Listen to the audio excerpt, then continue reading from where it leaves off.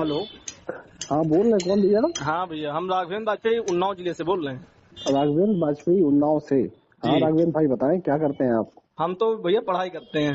कहाँ पढ़ते हैं? हम हम तो हाँ। पढ़ते हैं CSJ यूनिवर्सिटी छत्रपति साहू जी महाराज विश्वविद्यालय से PG कर रहे हैं। अच्छा पीजी कर रहे हैं आप, जी, कौन से सब्जेक्ट में? हिस्ट्री से। अच्छा हिस्ट्री से, बताइए राघवेंद्र जी।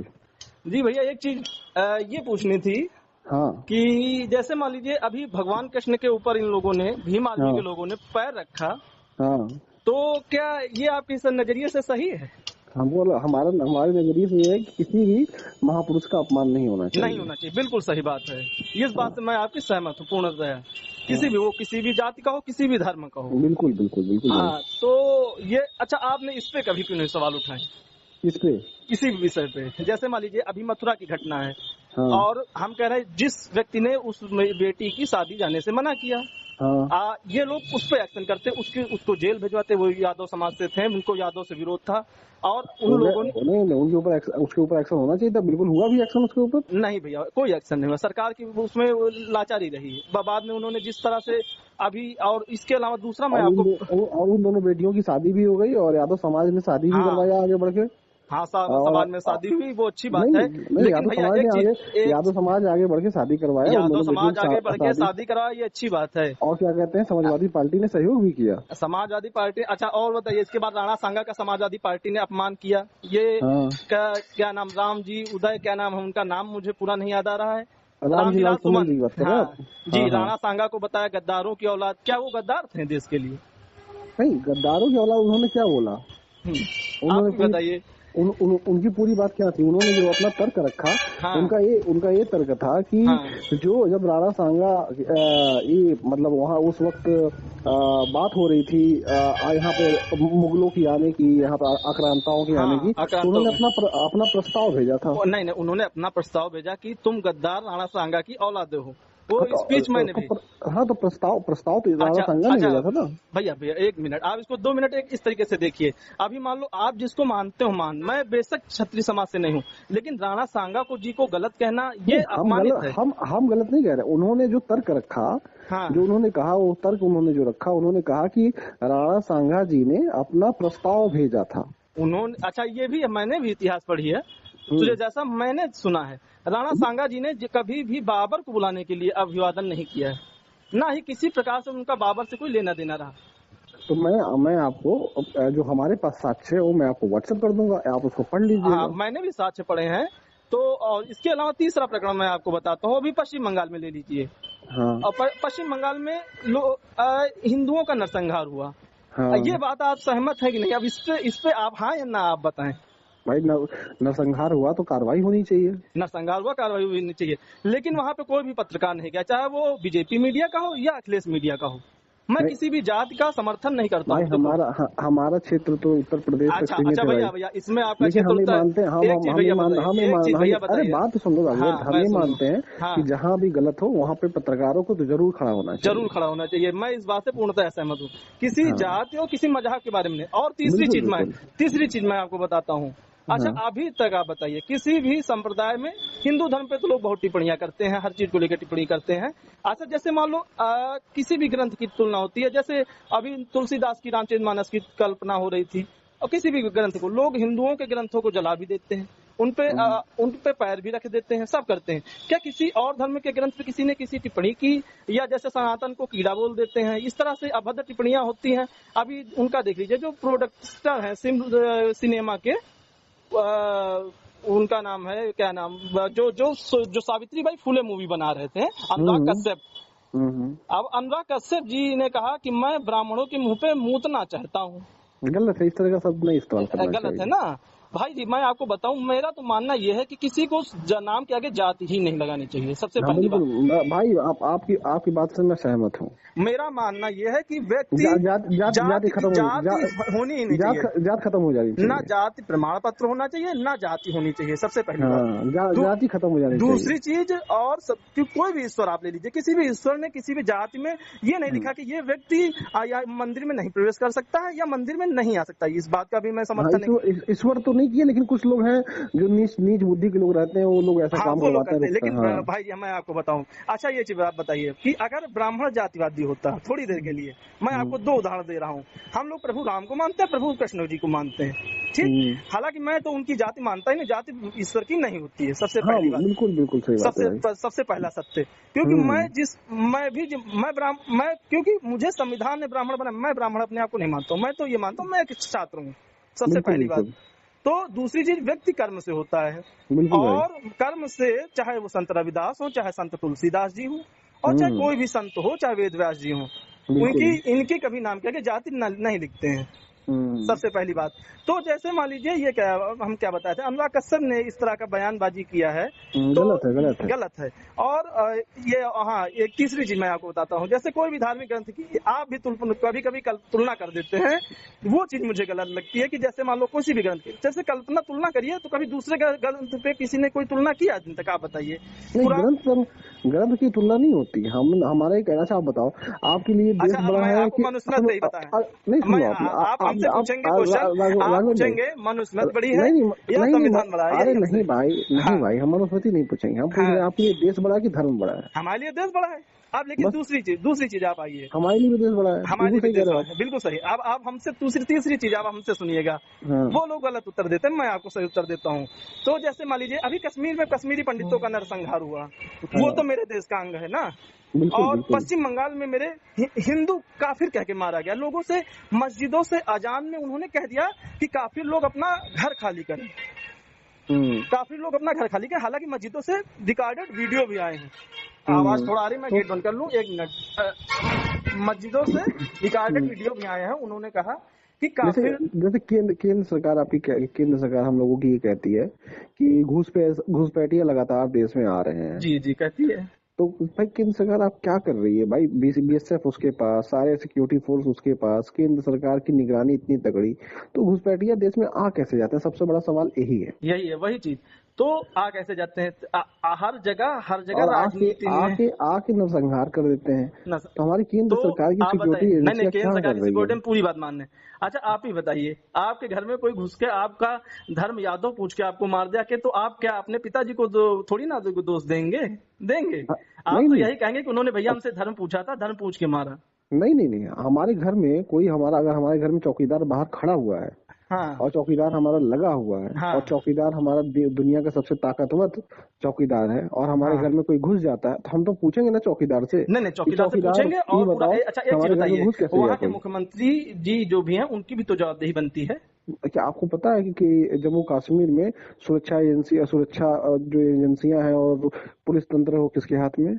वो तो केंद्र सरकार के हाथ में है। और तो मुख्यमंत्री की जिम्मेदारी कैसे बनी? मुख्यमंत्री के राज्य अंडर में क्या प्रशासन नहीं है? आप क्या पुलिस प्रशासन है, सुरक्षा प्रशासन है? नहीं, तो क्या मुख्यमंत्री के अंडर में क्या पुलिस नहीं है? आप ये बताइए। नहीं है, जम्मू कश्मीर में नहीं है। जो केंद्र शासित प्रदेशों में जो पुलिस है किसके हाथ में है? दिल्ली में पुलिस किसके हाथ में है? अच्छा चलो मान लीजिए आप ये बात नहीं, आप बता दो दिल्ली में पुलिस किसके हाथ में? चलो अच्छा आप ये कह रहे हैं, चलो मैंने मान लिया, आपकी बात सत्य नहीं, मान नहीं लिया, आप बताओ ना, दिल्ली में पुलिस किसके हाथ में है? दिल्ली में पुलिस किसके हाथ में? आप बताइए किसके हाथ में? केंद्र के हाथ में। हाँ। और जम्मू कश्मीर में पुलिस किसके हाथ में है? जम्मू कश्मीर में सबसे पहले उनका बयान सुना था आपने मुख्यमंत्री का? नहीं, जम्मू कश्मीर मुख्यमंत्री जी का बयान आपने सुना था? नहीं सुना था। मुख्यमंत्री जी का आपने जो विधानसभा का बयान सुना, तो वही बात कर रहे हैं ना? हाँ, तो उसमें उन्होंने क्या कहा था? चूक हुई है हमसे। हाँ, तो क्यों नहीं कहेंगे भाई? मुख्यमंत्री की जिम्मेदारी होती है, उन्होंने अपनी जिम्मेदारी मानी। लेकिन सुरक्षा एजेंसियां तो उनके हाथ में नहीं ना है, ना तो पुलिस प्रशासन उनके हाथ में। उसके बाद भी वो व्यक्ति माफी मांग रहा है, इसलिए माफी मांग रहा है क्योंकि वो पर्यटन मंत्री है वहाँ का। हाँ, पर्यटन मंत्री है, इसलिए उसने माफी मांगी। हाँ, और हमारे क्या गृह मंत्री ने माफी मांगी? एक चीज, हाँ मांगनी चाहिए माफी, क्यों नहीं मांगनी चाहिए माफी? उन्होंने गृह मंत्री ने तो ये भी बयान दिया कि और माफी मांगने में कोई हर्जा नहीं होता, माफी मांगना हर व्यक्ति की जवाबदेही होती है। बिल्कुल। अच्छा एक चीज आप बताइए, आपने किसी और धर्म पे अभी तक टिप्पणी की है? हम किस धर्म के हैं? आप किस धर्म के, आप बताइए। हाँ बताओ, हम किस धर्म से आते हैं? आप किस धर्म से आते हैं, आप बताइए। आप जानते ही होंगे हम किस धर्म से आते हैं। आप किस धर्म से आते हैं, आप बताइए। नहीं, आपको नहीं पता हम किस धर्म से आते हैं? हमें नहीं पता आप किस धर्म से आते हैं। हम हिंदू धर्म से आते हैं। अच्छा, तो आप हिंदू धर्म से हम किससे पूछने जाए? अगर अगर कुछ गलत हो रहा है तो हम क्या पूछने जाए मुस्लिम धर्म में क्या हो रहा है? नहीं तो जब आप हम लोग तो ऐसे व्यक्ति हैं, जब धर्म मानना ही नहीं है हमें, तो हम फिर क्यों जाति माने? जब धर्म नहीं मानना, जाति नहीं मानना, हम तो सभी धर्मों को मानते हैं। आप कहते हैं सभी धर्म को मानते हैं। अगर हम हिंदू धर्म में प्रताड़ित हो रहे हैं तो हम क्या मुस्लिम धर्म और सिख धर्म से और ईसाई धर्म से? आप बताइए, आप प्रताड़ित हो रहे हैं? बिल्कुल हो रहे हैं, हर व्यक्ति हो रहा है, हर जगह प्रताड़ित हुआ है। अभी एक 20 साल की सजा काट के आए हैं, एनआईए की रिपोर्ट आई थी। कौन सजा काट के आए हैं? हम बता रहे, एक मिनट मैं आपको नाम भी बता रहा हूँ। एक वहाँ के ललितपुर के रहने वाले थे विष्णु कुमार, उन्होंने फर्जी SC/ST एक्ट पे 20 साल की सजा काटी। हाँ। कोई भी समाज सुधारक, समाज के बड़े बड़े पुरोहित क्या वहाँ पहुंचे? अभी भी बहुत सारे लोग फर्जी NSA में जेल में बंद है। फर्जी SC/ST एक्ट में गए कि नहीं गए, बताइए आप। अभी भी लोग फर्जी NSA में और फर्जी रासुका में बंद है। अब आप मुद्दे को मोड़िए ना, हम SC/ST एक्ट की बात कर रहे हैं। नहीं, हम इस बात की आपने कहा अमित शाह को माफी मांगनी चाहिए, मैंने कहा हाँ मांगनी चाहिए, माफी मांगने में कोई जवाब नहीं। मेरा क्वेश्चन है कि SC/ST एक्ट फर्जी लगते हैं या नहीं लगते हैं? अरे बात तो सुनो मेरी बात। हाँ। SC/ST एक्ट हो चाहे NSA हो, हर धाराएं, बहुत सारी धाराएं फर्जी लगती हैं। और हमारी कोर्ट जो है, हमारी कोर्ट के पास पर्याप्त बल नहीं है और ये सरकार की जिम्मेदारी बनती है। हाँ। आपको पता है क्या कहते हैं, हाई कोर्ट लखनऊ में कितने चेंबर खाली हैं जजों के? हाँ, खाली होंगे, मैं ये चीज मानता हूँ। किसकी जिम्मेदारी बनती है कि यहाँ पे जजों को लाया जाए और उनकी व्यवस्था कराया जाए? ये राज्य सरकार की जिम्मेदारी बनती है। मैं पूर्ण रूप से कह रहा हूँ, कहाँ है राज्य सरकार? क्यों सो रही है? क्यों राज्य सरकार भर्तियां नहीं कर रही है? क्यों राज्य सरकार वकीलों के पर्याप्त भर्तियां नहीं कर रही है कि जिससे लोगों को न्याय मिल सके? तो ये तो राज्य सरकार की पूरी पूर्णतया कमी है। केंद्र सरकार क्यों नहीं काम कर रही है कि इतने सारे केस पेंडिंग बचे हुए हैं? क्यों भर्तियां नहीं हो रही है? भटकाइए नहीं, मुद्दों की नहीं, आप सुनो, आपने कहा कि आपने 20 साल की बात, अरे सुनो तो, राघवेंद्र नाम है ना, राघवेंद्र, इतना सुनो तो। आप कह रहे हो ना कि 20 साल से आदमी जेल में बंद था। 20 साल से आदमी जेल में बंद था, तो क्यों बंद था? क्योंकि उस समय पे उसकी सुनवाई नहीं हो रही थी। अगर समय पे उसकी सुनवाई हो जाती, समय होना एक अलग चीज होती है। अलग चीज कैसे हो गई यार? जब समय सुनवाई हो जाएगी, समय पे केस लग जाएगा, समय पे लोगों का केस लग जाएगा, टाइम से सुनवाई उसकी हो जाएगी, तो फास्ट ट्रैक कोर्टें किस लिए बनी जाती है? फास्ट ट्रैक कोर्टें किस लिए बनाई जाती है? जल्दी सुनवाई में जल्दी न्याय मिले। अब हम बोले, आप बोल चुके हो तो अब बताओ आप। हाँ, उनके 3 भाई थे, विष्णु कुमार उनका नाम था, ललितपुर के रहने वाले थे, 3 भाई थे। मैं उस केस के बारे में नहीं जानता हूँ, मैं ओवरऑल की बात कर रहा हूँ। मैं बता रहा हूँ, जैसे आप लोग कहते हैं ना ये व्यक्ति मेरे समाज से आया हुआ प्रताड़ित है, तो मैं भी बता रहा हूँ उसी तरह के मुद्दे। उनके माता पिता गुजर गए, उनकी 2 बहनों की वो शादी नहीं कर पाए, उनके माँ बाप, एक भाई उसी गम में मर गया विष्णु कुमार का। अब वो व्यक्ति बताइए, जब 20 साल बाद अपने घर पहुंचा तो उसका घर वर सब बहुत गलत है। क्या बहुत गलत है? इसके लिए हमारी सरकारों को जिम्मेदार होना चाहिए। भाई सरकार हमारी समय पे जो कोर्ट में इतने सारे पेंडिंग मामले पड़े हुए हैं, अब इतने सारे मामले जो कोर्ट में पड़े हुए हैं, अगर उनको निपटाना है तो हमारे कोर्ट की क्षमता को बढ़ाना पड़ेगा।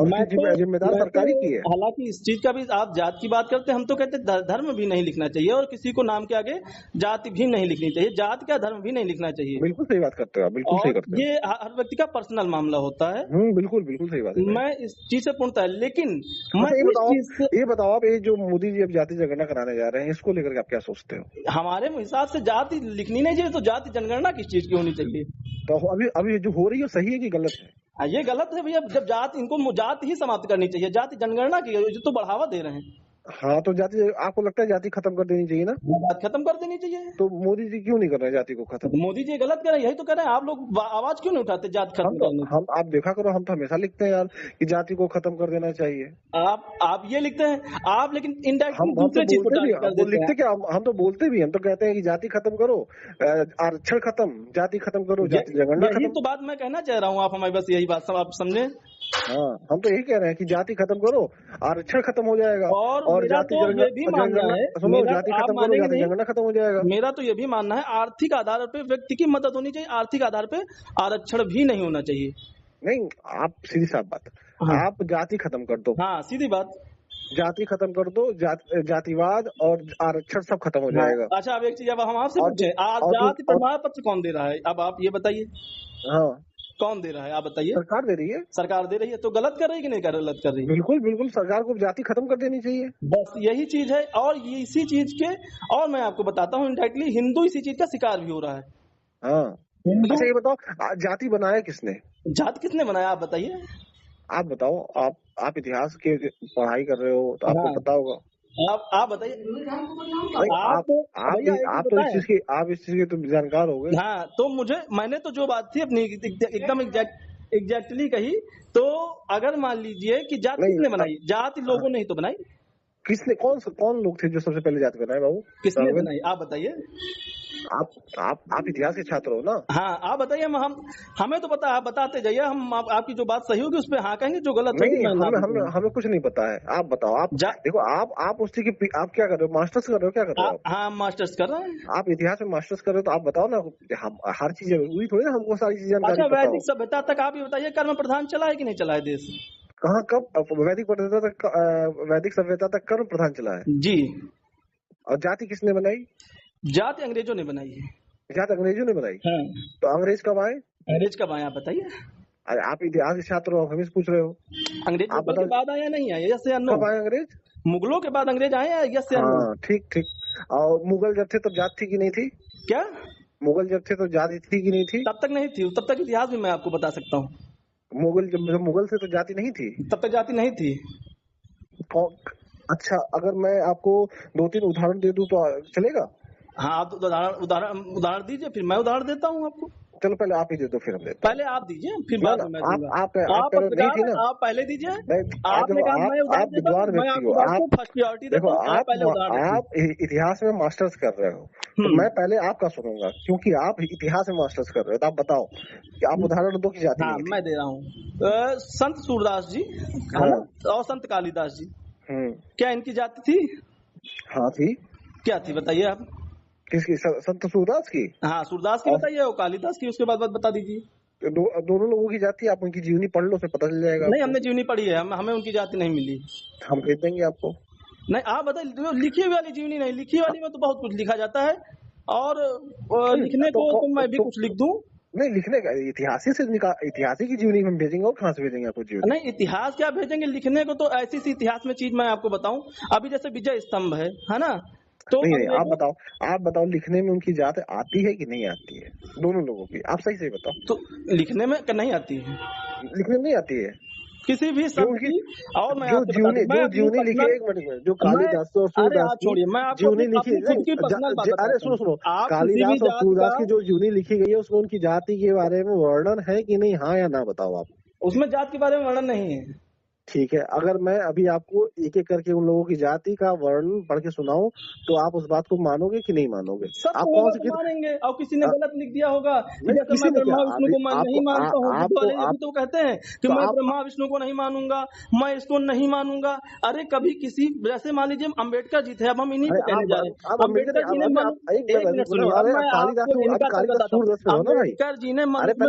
सुनिए, कालिदास सूरदास पे तो आओ ना भाई। अम्बेडकर जी ने मनुस्मृति चलाई।